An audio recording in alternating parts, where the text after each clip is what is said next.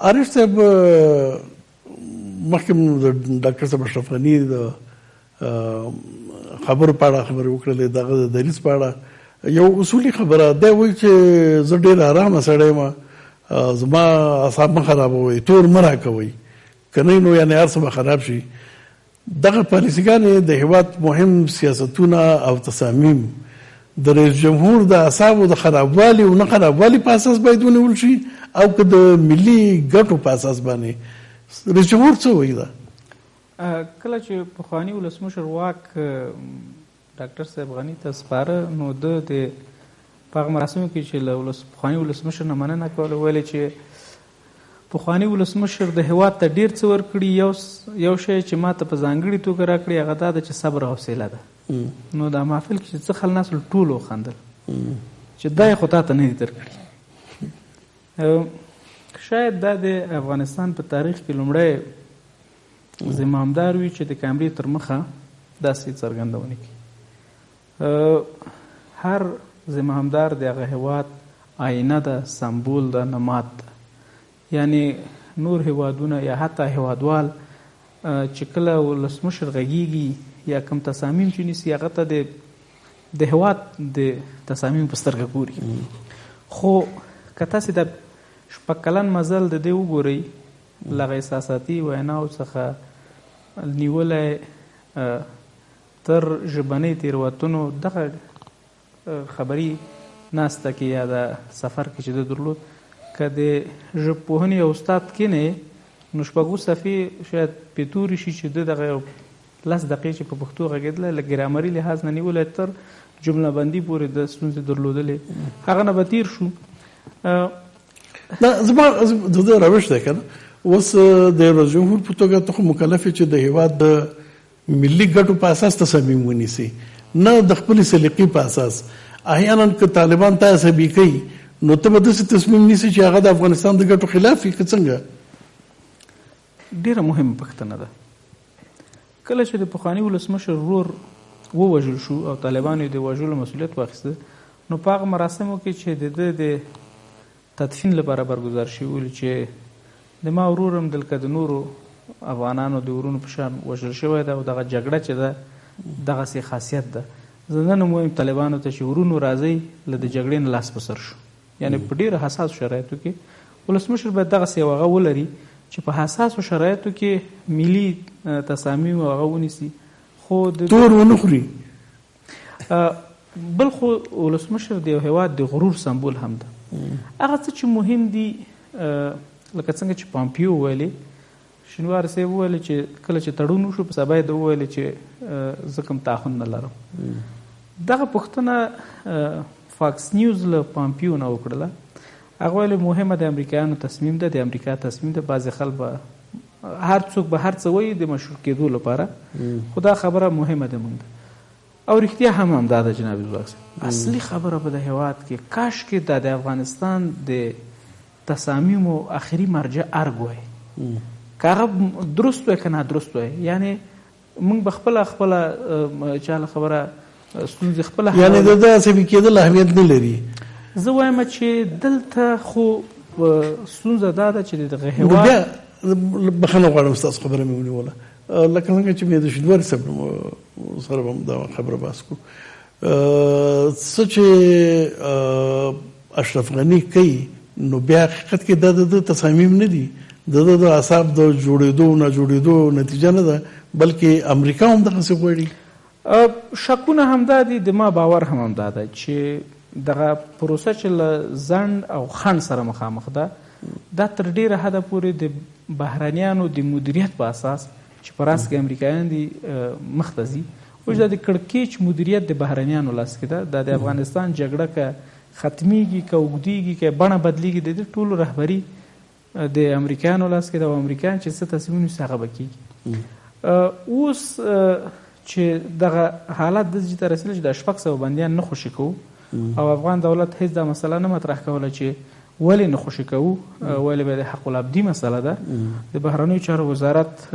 سرپرست وزیر دا مسله روښانه کړه چې دنیا یې نه غواړي، ولې چې دا هغه څوک دي چې د دنیا عسکرې وژلي دي، د لپاره نه خوشي کوو چې دنیا وایي چې مې خوشي کوه. نو تاسو د دې نه پوه شئ چې د افغانستان په تصامیمو کې د دنیا نقش څومره دی او حتی داسې ګنګوسي دي چې طالبان ته ویلي چې بدیل لیست 600 نور راولېږي. ځواک صاحب زه فکر کوم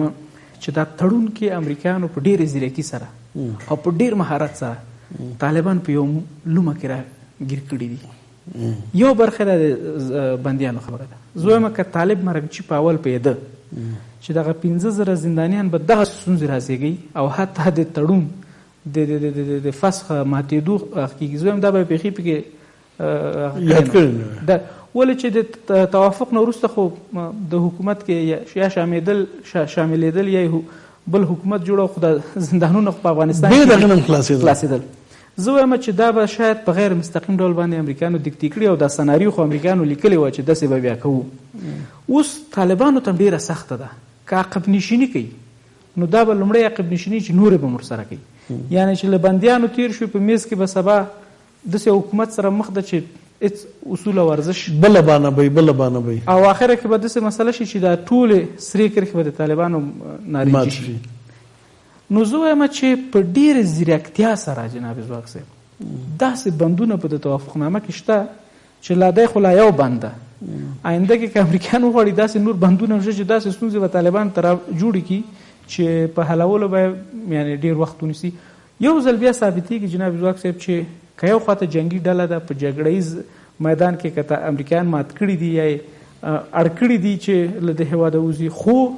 د ډیپلوماسۍ په میدان کې ځواک صاحب یعنې امریکا یو ستر قدرت ده، یو ستره ډیپلوماتیکه اداره لري، ستر او د پارسیانانو له خبره کارکشته ډیپلوماتان لري چې یو جنګي ډلې سره داسې توافق کولی شي چې په ظاهرا د جنګي ډلې په نفع ده. یعنې کله چې دا توافق امضا شو ټولې نړۍ ویلې چې دا خو د طالبانو بریا ده، ولې چې ټول شیان د طالبانو په خوښه دي. خو اوس دغه زندانیان چې په ظاهرا د طالبانو د بریا یو هغه د برخه ده، خو دا داسې کړکېچنه کړله چې اوس طالبان حیران پاتې دي چې کشکې دا نه ویلو دا مثلا اوس طالبان که جګړې ته ځي امر ته مشکله ده او دغه رقم سولې ته که ځي امر ته مشکله ده او د پاڼ او د پړانګ ترمنځ دي. صحیح. شینواري صاحب سره یو سوال مطرح کوو بیا بیرته راځو. شینواري صاحب لکه مخکې چې ما ویلې دا د ده نیت دی او که د امریکا نیت هم ورسره دی، ځکه تر اوسه پورې خو د ده سابقه داسې ده چې د امریکا نیت او د ده نیت یو شی و. د بندیانو مسله کې تاسو ولیدل چې وزیر د خارجه وایي چې امریکایان مخالف دي، یعنی دغه تر اوسه پورې چې بندیانو مسله حکومت مشکل پیدا کوو هغه په حقیقت کې د خارجیانو مخالفت دی. نو دی چې څه کوي دا د خپل تصمیم دی او که د خارجیانو تصمیم دی؟ ښه تر ډیره موږ او تاسو باید د دوحې تړون عملي کېدو ته وګورو چې په هغې کې څومره ژمنې شوي دي او څومره عملي کېږي او د چا لخوا نه ډېر خلاف ورزي ډېره کېږي. دلته تر ډیره داسې موږ او تاسو هغه پخوانیو تجربو ته هم لږ ګورو. پخوانۍ تجربې دا ښیي چې په امریکا باندې ډېر باور نه دی په کار، ځکه خو د دوحې په تړون کې دغه شرایط هم داسې وضع شوي دي چې یو څه باید وشي چې مقابل طرف بیا څه وکړي. نو کنډیشنل بیس چې ورته وایي دغه اګریمنټ دغسې جوړ شوی دی. نو طالبان هم خپل جنګیالي خپل د جګړې لیکي د همدې دپاره خوشي کړي نه دي او پرېښي نه دي تر څو اطمیناني شي چې هغه څه دوی غواړي ترلاسه کړي هغې ته امریکا ژمنه پاتې شي. نو که چېرته امریکا له ژمنې شاته کېږي، ځکه چې په امریکا کې هم دوه نظره دي، CIA پینټاګان په یو نظر دی او سپینه ماڼۍ بهرنیو چارو وزارت په بل نظر دی. د ټرمپ اداره کوښښ کوي چې زر تر زره امریکایان او امریکایي پوځیان له افغانستانه راوځي او دغې جګړې ته دغې سیاسي حل لاره دې جګړې ته پیدا شي او دا جګړه بالاخره په یو سیاسي شکل باندې حل شي. مګر پینټاګان او CIA اوس هم په دې نظر دي چې افغانستان نه به د امریکا داخلي امنیت ته ګواښونه وي او په کار دا ده چې پوځیان هلته پاتې شي. ولې د پوځیانو د شتون مسله د طالبان دپاره سور خط دی او طالبان وایي چې هیڅ کله به په دې باندې معامله ونه کړي. نو د همدغې دپاره هغه په توافقنامه کې هم داسې شرایط وضع شوي چې بعضې یو څه باید طالبان وکړي، یو څه باید امریکا، بیا یو څه طالبان وکړي، یو څه امریکا، او همدغسې دا توافقات یو بل سره ټول تړلي دي چې یو په یو به عملي کېږي. نو کله عملي شوي دي ښاغلي اشرف غني تر ډېره بخښنه غواړم، نو کله عملي شوي دي؟ تاسو وګورئ درسته ده چې په امریکایانو تر اوسه پورې حمله نه ده شوې. خلیلزاد وایي چې عملي شوي دي ځکه چې امریکایان تر اوسه پورې هېڅ نه دی وژل شوی د توافق نه وروسته، لیکن د طالبانو نه بندیان خلاص دي او هغه ورځې طالبانو ویلي چې په غزني کې، په هلمند کې، په زابل کې ډرون حملې کېږي او دغه کار چې دی د توافق خلاف کار دی. خلیلزاد ویل چې په سمنګانو کې چې کوم حمله شوې ده هغه د طالبانو د خوا نه د توافق نقض دی. نو دلته خو د توافق د نقض موارد هم ډیر دي که نه؟ نو عملي شوی دی توافق تر اوسه پورې؟ هر توافق په طبیعي شکل باندې نواقص لري، نقض کېږي هم. هېڅ تړون د نړۍ د تړونونو په تاریخ کې 100% نه دی عملي شوی. نواقص هم پکې وي او نقض کېږي هم د طرفینو د خوا نه. په دغه توافق کې هم همداسې مسایل شته، همداسې چیلنجونه شته دي، لکه مثلا د بندیانو مسله وه چې د 10 مارچ پورې ورته وخت ورکړل شوی و. زه فکر کوم دا یو قسم داسې قصدي عمل و د امریکایانو لخوا نه، شاید یا طالبان متوجه شوي نه او یا طالبانو به داسې نظر درلود چې امریکایان د دې دپاره پوش شي چې زر تر زره دغه پروسه شروع شي او د دوی بندیان خوشي شي. نو دغه مسایل پکې شته. ولې تر ډېره دا چې د بندیانو خوشي کېدل شروع شو او تقریبا 80% نه ډېر یا 80% پورې بندیان هغه تعداد چې هلته په توافقنامه کې ذکر شوی هغه خوشي شوي دي او حملې نه دي شوي. امریکایانو بلکې حملې کړي دي، طالبانو نه دي کړي. دا د طالبانو کمیټمنټ او تعهد ښیي د توافقنامې ته. د دې ترڅنګ د بهرنیو پوځیانو د وتلو د تعداد شمیر مسله چې د 5 اډو څخه هغه ورځې پینټاګان هم د هغې وضاحت ورکړ، طالبانو هم تایید کړه، خلیلزاد هم وضاحت ورکړ او همداسې بهرنی چارو وزارت ټول وویل چې د امریکایي پوځیانو شمیر 8600 ته راټیټ شوی دی او د 5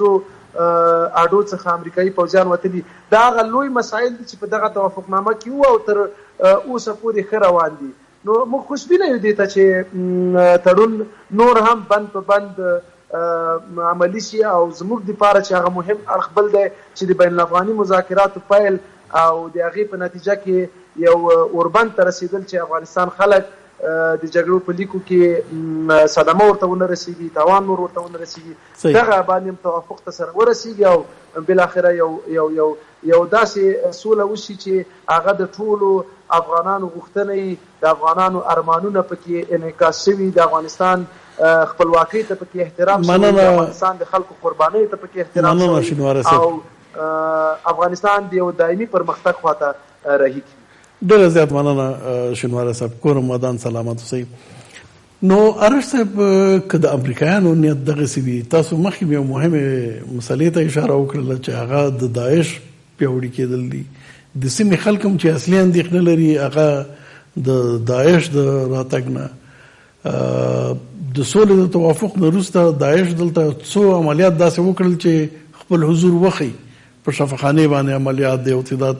شخصیتونو وژنه. یعنی زه دا توانایي لرم چې په کابل ښار کې عملیات رهبري کړم. نو بیا خو مغه سوال دی چې طالبان هم یو جنگي حالت ته ځان آماده کوي او افغانستان سولې ته نه ځي، نو یو جنگي حالت ته ځي. څه رقم ارڅوي دغه وضعیت؟ موږ سولې ته ځو که یو بل جنګ ته ځو؟ د داعش په اړه یو بله مسله ده چې زه غواړم هغه ته اشاره وکړم. کله چې دا ډله رامنځته شو په لومړي سر کې په ننګرهار کې له طالبانو سره جګړه شروع کړه. نو د عام ولس مبصرینو، نړیوالو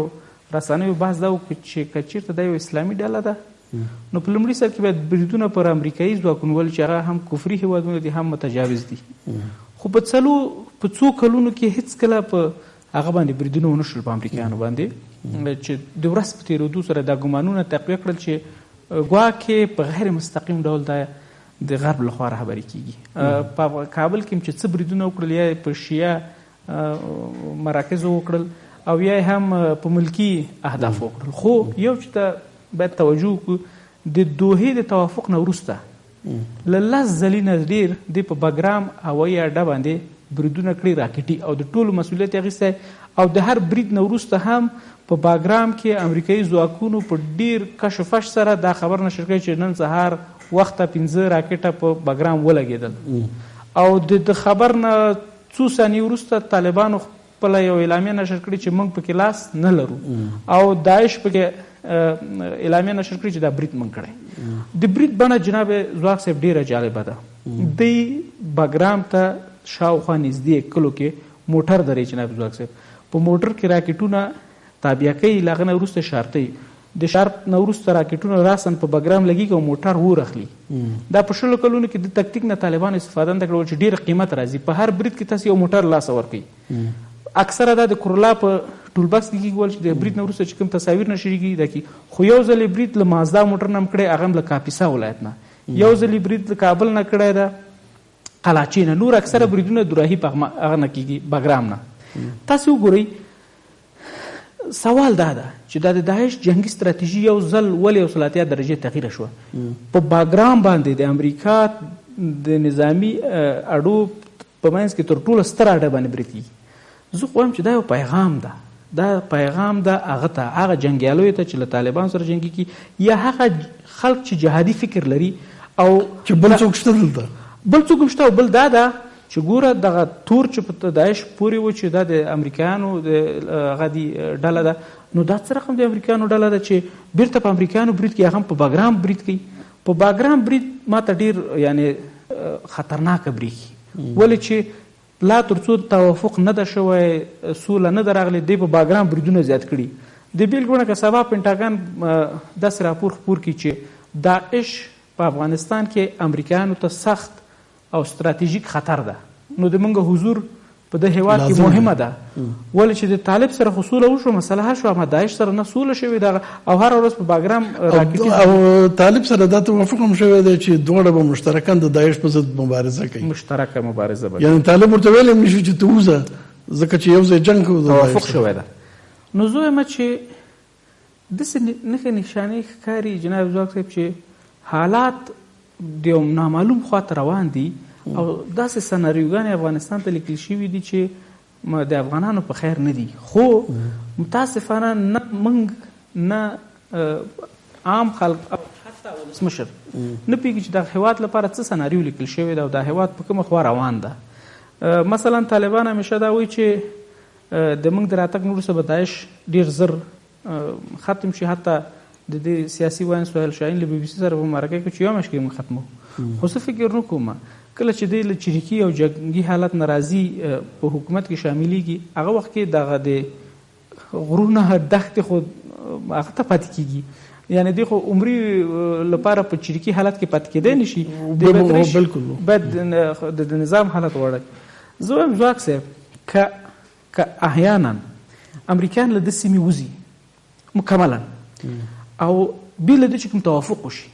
یعنی د افغان دولت او طالبانو وخت همداسې مصرف کړي او امریکایان له دې سیمې وځي په نړۍ کې داسې تورې سیمې دي چې هغه د نړۍ لپاره ګټورې دي په لاتین امریکا کې کولمبیا ده توره سیمه ده قاچاق پکې کېږي تنها په پایتخت کې د کال 14,000 نفر تروري کړي خو هغه د نړۍ یو ضرورت ده چې باید هغسې یو توره سیمه یې هېڅوک د هغه د کنټرول لپاره کار نه کوي خدای نه خواسته استفاده کوي خدای نه خواسته نړۍ په دې فکر نه چې یو توره سیمه باید په اسیا کې رامنځته شي هغه باید افغانستان وي که چېرته وځي یو لحظې لپاره تاسې فکر کړئ ځواک صاحب چې دغه امریکایان له دې سیمې نه ووتل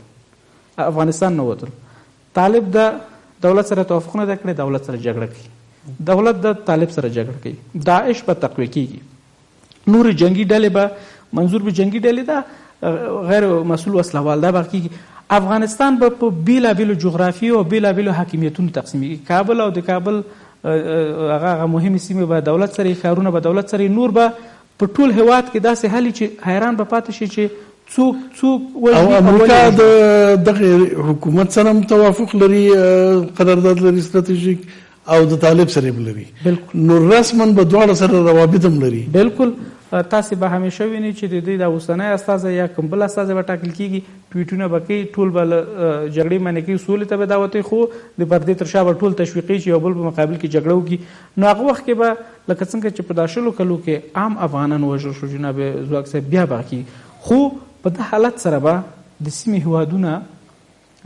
بیکاره نه پاتې کېږي. یعنې نه چین او نه روسیه او نه ایران دا اجازه به زه وایم ورنکړي چې افغانستان داسې بې سر او بې سامانه پاتې شي او دې ته خطر جوړ کړي. خدای نه خواسته زه ډارېږم چې دویم عراق او دویمه سوریه موږ نشو چې هر هیواد پکې د خپل د ګټو د تامینېدو لپاره مداخله کوي. هغه وخت کې به بیا موږ داسې یو بلې جګړې خواته روانه سو جناب ځواک صاحب چې بیا به کنټرول د هېچ چا په لاس کې نه. درست. کاش کې دغه حکومت داسې وی چې دا هیله وی موږ ورنه غوښتنه کړې وی چې دې حالت مخه ونیسي او یا یو بل رهبري دغسې وی چې موږ ورنه دا غوښتنه کړې وی. خو که سولې یا دغه سولې دا پروسه په سمه توګه رهبري نشي او کامیابۍ ته ونه رسېږي نو خدای نخواسته دغه حالت کېدای شي چې راشي. تاسو نه ډېره زیاته مننه کورم ودان. ګران لیدونکو تاسو نه هم مننه چې تر اوسه پورې موږ سره وئ. راتلونکي بحث پورې په خدای سپارم. الله مو مل شه.